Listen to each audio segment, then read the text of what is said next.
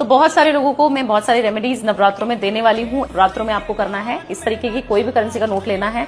और एक चुटकी हल्दी, देखिए पिसी हुई हल्दी, घर में इस्तेमाल होने वाली हल्दी जो होती है विष्णु जी को बहुत प्यारी है और लक्ष्मी माता का स्वरूप होता है धन, करेंसी, नोट। तो उसको करना क्या है, ओम नमो भगवते वासुदेवाय नमः का जाप करते हुए इस तरीके से आपने 3 बार जाप करना है और इस तरीके से जो है हल्दी को स्प्रिंकल करना है। ओम नमो भगवते वासुदेवाय नमः, ओम नमो भगवते वासुदेवाय नमः, ओम नमो भगवते वासुदेवाय नमः, ओम श्रीम नमः, ओम श्रीम नमः, ओम श्रीम नमः, ओम श्रीम नमः, ये 7 बार बोल के इसको ऐसे फोल्ड करके इसको अपनी पूजा के स्थान पर फर्स्ट नवरात्रि वाले दिन प्लेस करना है। लास्ट नवरात्रि वाले दिन, अष्टमी या